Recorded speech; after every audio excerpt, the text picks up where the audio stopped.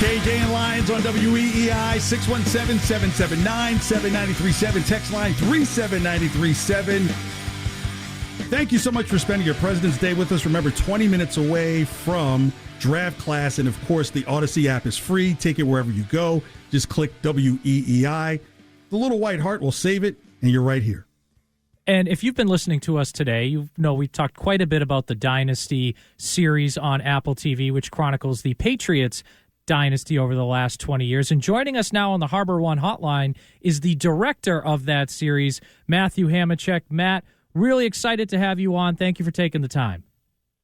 Hey, thanks for having me on. And Matt, I know you've been a very busy man over the past week going through this series, and I wanted to get a sense of this series itself, because this is a major project. You got all the principal players there.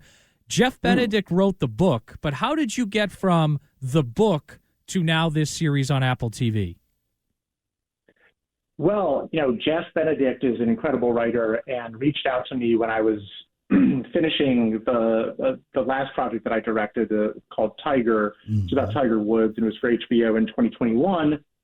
And Jeff said, hey, I'm working on this new thing. Would you be interested? And then, I said yes, not really being a Patriots fan at all, but thinking that there was a chance to tell a deeply human story that went beyond the X's and O's, and that, maybe if we could convince people to talk on the record, we would have, what has ended up becoming about 70 different players, coaches, front office execs, rivals, the commissioner of the NFL. And so I think the goal here was to get all of these people on the record. And what I realized as I started to make it was that a lot of the things that have been done in the past, whether it was Education of a Coach was a book written about Bill Belichick, or, Tom had his docu-series. It always felt like these stories were being told through a very specific lens. And I felt like we had this opportunity to say, let's get everybody together. Let's get them all on the record, and let's let them tell their version of what happened. Matthew, I'm so glad you mentioned that.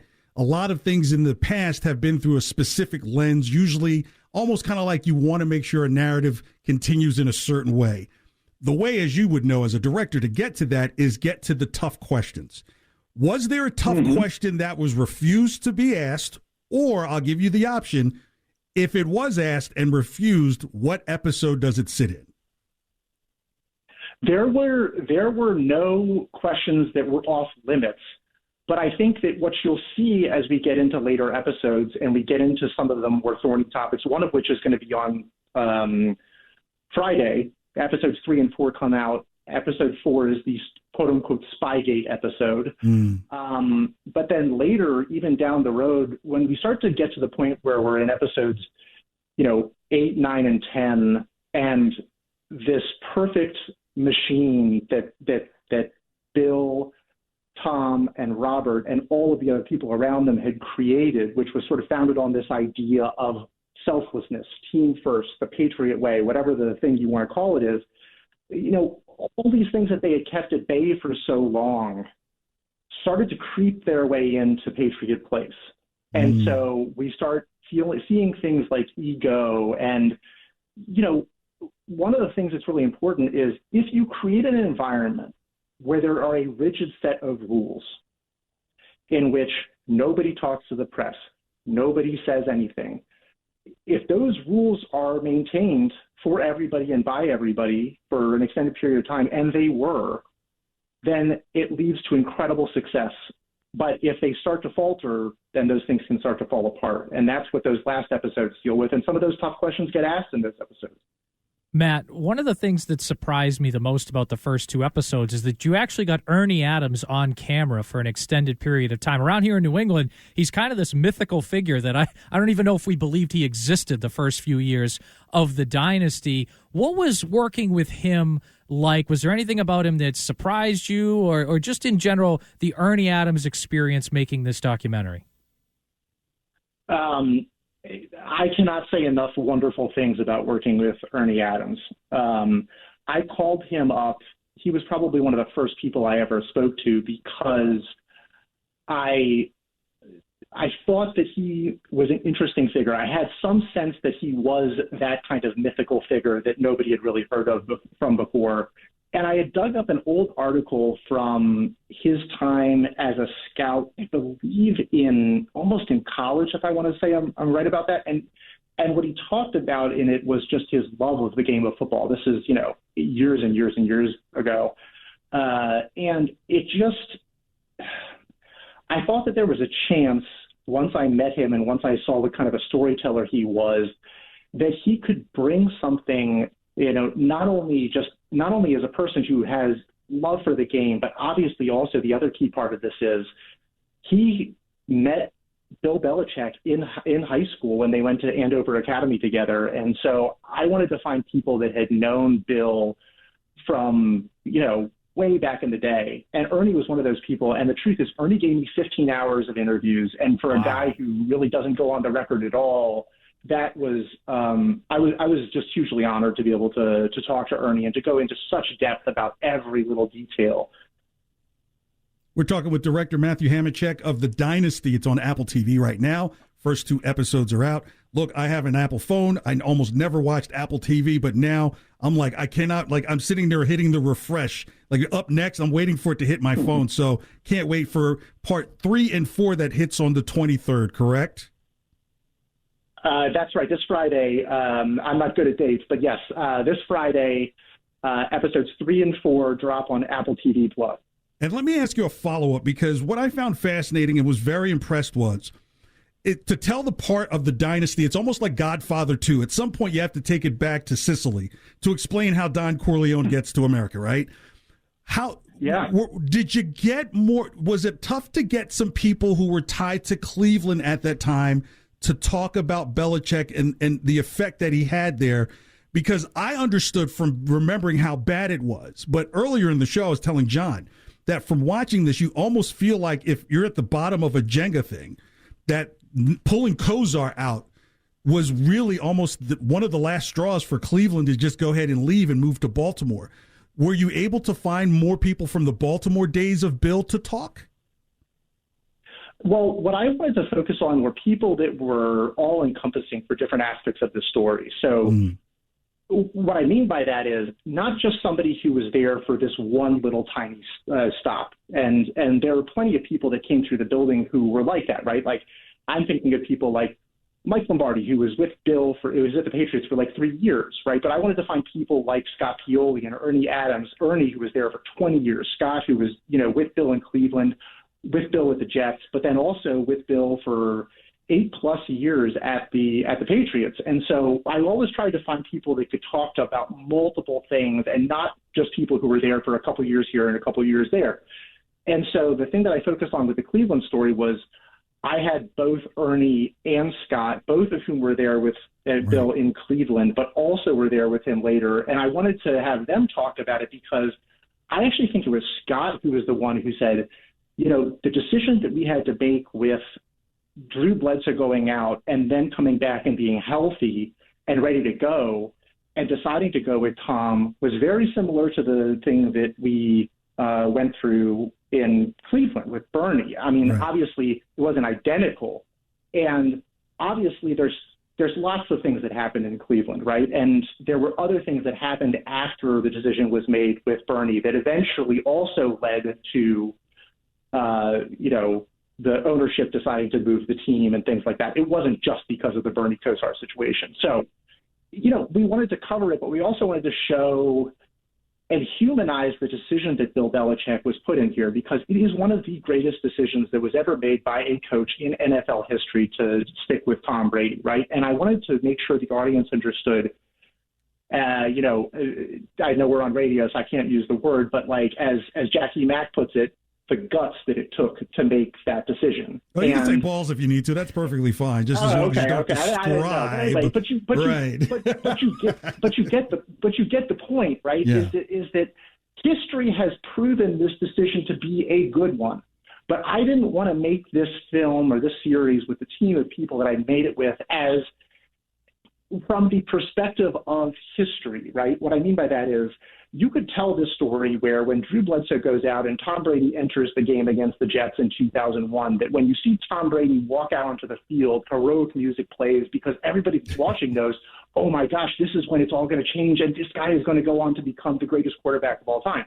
What I did instead was I wanted to do it as if you're in the moment as these decisions are being made. So because that's the thing that we keep not sort of getting is everybody knows how it works out. Everybody knows that it gets the 6 Super Bowls. And so I wanted to make sure the audience felt like they were there in the room, in the draft room when they were making the choice, in the room and hearing all of these people say how much of a horrible move it was that Bill Belichick has decided to go with Tom Brady, even though we all know how it turns out as one of the greatest decisions ever. And so that's the thing that I kept trying to do. We're talking with Matthew Hammacheck, the director of the Dynasty on Apple TV. And Matt, you, I think, have done a great job in this series of finding so many different people you mentioned that encompass different parts of this job. I mean, you even had the surgeon that operated on Drew Bledsoe interviewed in this, which I thought was great. Was there anyone that you got a chance to talk to that maybe didn't make it in to the documentary that you still thought had a really interesting contribution that you would like to share? I mean, there were so many people that ended up being on the cutting room floor for Troy Brown gave us time. When I think about that and what he meant to that team, his interview was fascinating.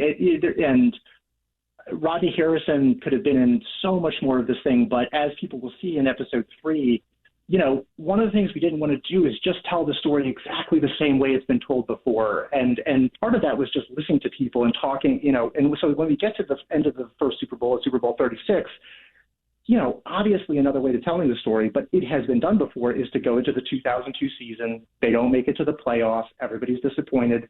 Then Lawyer Malloy gets cut. Then Rodney Harrison comes in.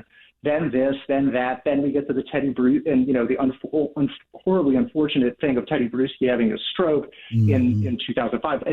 There are many ways to tell the story, but a lot of that stuff has been covered. And the problem that happens is that when you start to get into this rhythm of, so this is what happened this year, then the next year this happened, is that you end up becoming less of a storyteller and more of a sort of a fact person, a person who just says this happened and this happened and this happened. And what we heard from people was, like I said, a much more deeply human story. And it's something that I sort of like to refer to sometimes as, it's Shakespeare, but with footballs. I think the human part of this is the thing that drives the story. It's not the X's and O's as much. Matthew, it's interesting that you say that because I was sharing when I was on the air Saturday my story of what it was like to be a fan the 5-11 season, which is the season before. And I tell right in 2000, and I tell the story that I had a girlfriend working at the mall at the time and had all this discounted Patriots gear available to bring home. And what I was getting a point is nobody saw that in a year from now, it would go from, hey, there's a bunch of people standing in this sandwich shop and I'm the only one trying to rush back to catch the second half kickoff, to, hey, people are trying to negotiate 6 a.m. mass because they got to get down to Foxborough to see what this Tommy kid is doing. I really appreciate that this isn't, I think what you're saying, it isn't a book report, right? This is taking you back, right? Like you almost feel the smells. I recall like what it was like riding down out of Hyde Park and people making it optional to go see a Patriots game during that year. And I think it's very important that you told how the team started 0-2 because for many of us who were really kind of like, hey, I love football this much, I'm going to get behind this team, it was a continuation of a bad year the year before. And so I kind of made the argument that some of us felt like Drew Bledsoe was a bit checked out before the injury had hit, and that's why it wasn't surprising to go to Brady. And we talked about this earlier on the show, John and I, that Belichick would later go on to only carry 2 quarterbacks on his team, but at the time he had 4. So I just want to say, I want to kind of do what John does, like be like a fanboy here for a second. Thank you for not making this a book report. And that's why I try and stay away from telling what happens, because it's so fascinating. It is like 10 out of 10 bingeable. Oh, thank you so much. No, I think that's right. And I hope that everybody watches it and almost goes through the exercise of saying, I'm going to watch this with fresh eyes. And that's the point of being able to have access to all of these people, right? Don't come in with your preconceived notions, no matter how much you think you know about the telling of the Patriot story. these are the people who were actually there. And in a lot of ways, my job was to get out of the way and let them tell their stories to the audience, because that's the thing that we've never had before. There's reports that will come out, and it'll be a bunch of anonymous sources, and you have no idea who these people are that are actually talking. This is it. This is Bruce. This is Ty Law. This is Tom. This is Bill. This is Robert. This is Jonathan. These are all these people telling it to you, looking you in the eyes through the TV screen, telling you what it was like from their perspective. And, when you talk about great characters, I also think of Scott Pioli as being one of those guys who, yes, he's in the media and he's on TV a lot, but this is a lot of the things that he talks about here he's never really gone into before. And I also think about the Bledsoes, right? One of the things that was so important for me is to really let them tell their story. And I think that the thing that I was always sensitive to when I was even asking him questions was, you have to imagine this is a very painful part of his life, which is a life of extreme accomplishment and greatness. But this has to be a hard one. And obviously we talk about what happens in the AFC Championship game in episode 3, which is about to come up. But I really appreciate the fact that somebody like him, who probably doesn't like having to fly to New York City to tell this story of all stories, was willing to do it, and that his wife was willing to do it, and they really went back to this place, but were really raw. And that's the thing that I kept noticing, is that whether it's the Bledsoes, whether it's Tom, frankly, when you get into some of these later episodes, Tom is more vulnerable and raw in ways that I think I certainly have ever seen him in all the archive that I dug through. And I think that I really owe all of these folks that sat with us just a ton of gratitude for opening up and being so revealing.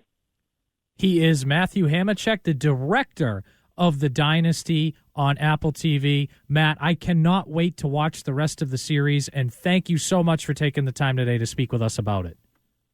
No, thank you so much. Appreciate it. Take care, Matthew.